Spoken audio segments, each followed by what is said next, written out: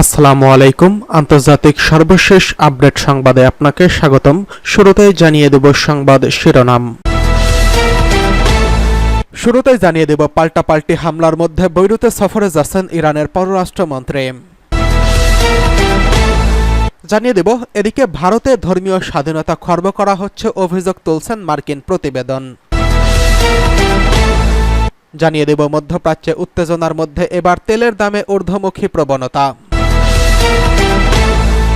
সর্বশেষ জানিয়ে দেব দক্ষিণ বৈরুতে ইসরায়েলের টানা 11টি বিমান হামলা। এতক্ষণ শুনছিলেন সংবাদ শিরোনাম, এবারে বিস্তারিত।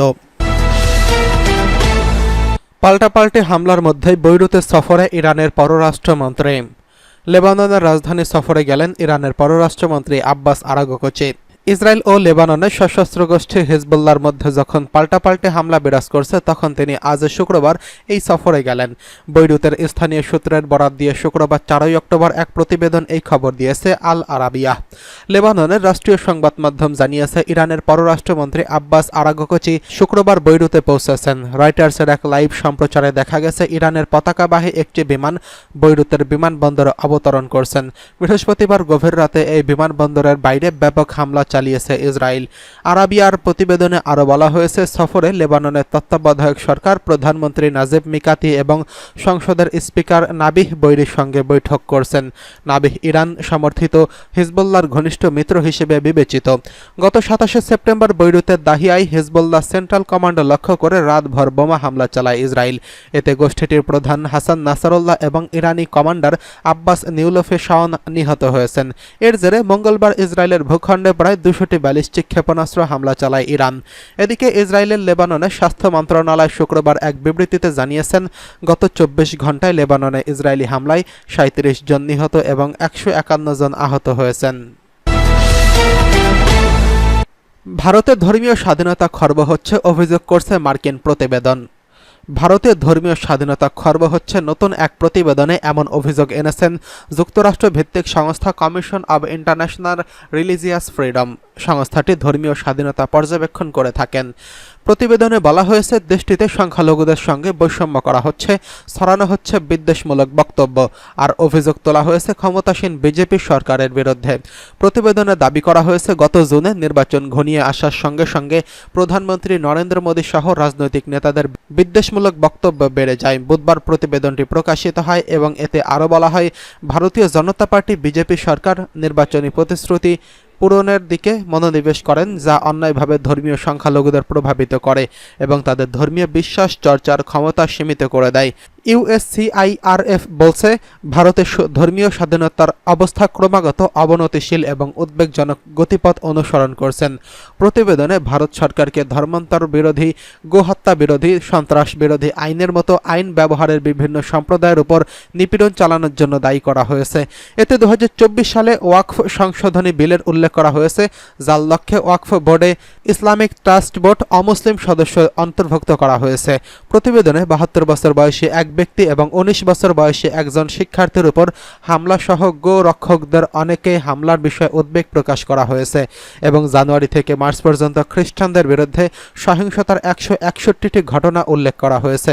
গত ফেব্রুয়ারিতে দিল্লির 600 বছর পুরনো আখুন্দজি মসজিদ ভাঙার কথা উল্লেখ করা হয়েছে এই প্রতিবেদনে।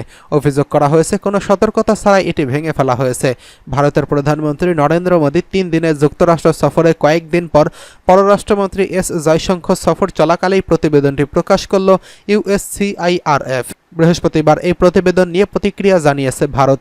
দেশটি বলছে ইউএসসিআরএফএন যেন এজেন্ডা চলতি প্রচেষ্টা থেকে বিরত থাকে এবং যুক্তরাষ্ট্রের মানবাধিকার ইস্যুতে গুরুত্ব দেয়। পররাষ্ট্র মন্ত্রণালয় বলছে সংস্থাটির রাজনৈতিক এজেন্ডা সহ একটি পক্ষপাতদুষ্ট সংস্থা। ভারত এই প্রতিবেদন প্রত্যাখ্যান করছে। এদিকে মধ্যপ্রাচ্যে উত্তেজনায় তেলের দামে ঊর্ধ্বমুখী প্রবণতা। মধ্যপ্রাচ্যে চলমান উত্তেজনায় তেলের দামের ঊর্ধ্বগতি প্রবণতা দেখা দিয়েছে। শুক্রবার ভোরে এশীয় বাজারে তেলের দাম সামান্য বৃদ্ধি পেয়েছে। বিনিয়োগকারীরা মধ্যপ্রাচ্যের সংঘাত ও তেলের সরবরাহের সম্ভাব্য বিঘ্নের বিষয়ে বিশ্ববাজারে পর্যাপ্ত সরবরাহের বিষয়টি নিয়ে লাভ ক্ষতির হিসাব কষছেন। ব্রিটিশ বার্তা সংস্থা রয়টার্স এই খবর জানিয়েছেন। বৃহস্পতিবার রাতে ব্রেন্ট ক্রুড ফিউচার প্রতি ব্যারেল 0.12% বেড়ে $77.71 পৌঁছেছে। অপরদিকে মার্কিন West Texas intermediate crude future প্রতি ব্যারেল 8 সেন্ট বা 0.11% বেড়ে $73.79 হয়েছে। দুই ধরনের তেলেই সপ্তাহে প্রায় 8% বৃদ্ধি পাবে বলে ধারণা করা হচ্ছে। মার্কিন প্রেসিডেন্ট জো বাইডেন বৃহস্পতিবার বলছেন, যুক্তরাষ্ট্র ইরানের তেলের স্থাপনায় হামলার বিষয়টি আলোচনা করছে। ইরানে ইসরায়েলের বিরুদ্ধে ক্ষেপণাস্ত্র হামলার প্রতিক্রিয়া হিসেবে এই মন্তব্য তেলের দাম 5% বৃদ্ধিতে ভূমিকা রেখেছে। ANZ এর বিশ্লেষক ড্যানিয়েল হাইন্স বলেন, মধ্যপ্রাচ্যে সরবরাহ বিঘ্নের আশঙ্কা মাথায় রেখে বাজারের দাম বাড়তে শুরু করেছে। মধ্যপ্রাচ্যে বিশ্বজুড়ে তেলের 1/3 সরবরাহ করে। হাইন্স আরও বলেন, অসন্তুষ্ট বিনিয়োগকারীদের মাধ্যমে পরিবর্তন তীব্র হয়েছে। যদি বিনিয়োগকারীরা তেলের জন্য ঊর্ধ্বগতি অবস্থান তৈরি করতে শুরু করে তবে এটি আরও বাড়তে পারে। তবে মধ্যপ্রাচ্যের সংঘাত এখনও বিশ্বজুড়ে অপরিশোধিত তেলের সরবরাহে বিঘ্ন ঘটায়নি, যা সরবরাহের আতঙ্ককে কিছুটা প্রশমিত করছে। লিবিয়ার পূর্বাঞ্চল ভিত্তিক সরকার এবং ত্রিপল ভিত্তিক জাতীয় তেল কর্পোরেশন বৃহস্পতিবার জানিয়েছে যে কেন্দ্রীয় ব্যাংকের নেতৃত্ব নিয়ে বিরোধ সমাধানের পর তেল ক্ষেত্র ও রপ্তানির টার্মিনাল পুনরায় খোলা হয়েছে, যা তেল উৎপাদনের গুরুতর সংকট সৃষ্টি করেছিল। ইরান ও লিবিয়া উভয়ই ওপেকের সদস্য। মার্কিন এনার্জি ইনফরমেশন অ্যাডমিনিস্ট্রেশনের তথ্য অনুযায়ী 2023 সালে ইরান প্রতিদিন প্রায় 40 লাখ ব্যারেল তেল উৎপাদন করছে। লিবিয়া গত বছর প্রতিদিন প্রায় 13 লাখ ব্যারেল তেল উৎপাদন করছে। এদিকে দক্ষিণ বৈরুতে ইসরায়েলের টানা 11টি বিমান হামলা। লেবাননে অব্যাহত বিমান হামলা করছে ইসরায়েলি বাহিনী। গতকাল লেবাননের দক্ষিণ বৈরুতে টানা 11টি বিমান হামলা চালিয়েছে ইসরায়েল। হিজবুল্লাহ সংশ্লিষ্ট একটি সূত্র এই তথ্য জানিয়েছেন। ইসরায়েল গত সপ্তাহে লেবাননে স্থল অভিযান শুরু করে। এরপর থেকে এই পর্যন্ত এটি সবচেয়ে ভয়াবহ হামলা বলে দাবি করছে সূত্রটি। পরিচয় গোপন রাখার শর্তে হিজবুল্লাহ সূত্রটি বলছে, দক্ষিণাঞ্চলের উপকণ্ঠে 11 বার ধারাবাহিকভাবে বিমান হামলা চালিয়েছে ইসরায়েল। লেবাননের জাতীয় সংবাদ সংস্থা বলছে, এ পর্যন্ত টানা 11টির বেশি হামলা তথ্য নথিভুক্ত করা হয়েছে। লেবাননে ইসরায়েলের যুদ্ধ শুরুর পর এটি অন্যতম শক্তিশালী অভিযান। বৈরুতের বাইরে পাহাড়ি অঞ্চলগুলোতে এই হামলার প্রভাব পড়ছে।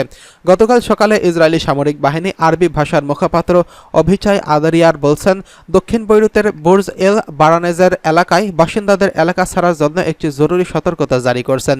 পরে ওই মুখপাত্র বৈরুতের দক্ষিণে হাদাত এলাকার জন্য একটি উচ্ছেদের আদেশ জারি করেন। সামাজিক যোগাযোগ মাধ্যম টুইটারে দেওয়া এক বিবৃতিতে আভিচাই আদারাই বলেছেন, আপনারা হিজবুল্লাহর ঘাঁটি ও স্বার্থ সংশ্লিষ্ট এলাকার কাছে অবস্থান করছেন, আর আইডিএফ ইসরায়েলি সামরিক বাহিনীর নিকট ভবিষ্যতে তাদের বিরুদ্ধে কাজ করবে।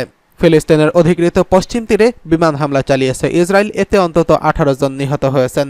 শুক্রবার 4 অক্টোবর আল জাজিরার এক প্রতিবেদনে এই তথ্য জানানো হয়েছে। ফিলিস্তিনের স্বাস্থ্য মন্ত্রণালয় জানিয়েছে, অধিকৃত পশ্চিম তীরে তুল কারিম শরণার্থী শিবিরে ইসরায়েলি হামলায় অন্তত 18 জন নিহত হয়েছেন। ইসরায়েলের অভ্যন্তরীণ নিরাপত্তা পরিষেবা সংস্থা শিনবেইতের সহযোগিতায় যুদ্ধ বিমান দিয়ে এই হামলা চালানো হয়েছে বলে জানিয়েছে ইসরায়েলি সেনাবাহিনী। ইসরায়েলি বাহিনী অপর এক বিবৃতিতে বলা হয়েছে, ফিলিস্তিনের স্বাধীনতাকামীদের সংগঠন হামাসের অবকাঠামোকে নিশানা করে এই হামলা চালানো হয়েছে। তবে ইসরায়েলি সেনাবাহিনীর এই দাবির বিষয়ে তারা তাৎক্ষণিক কোনো মন্তব্য করেনি।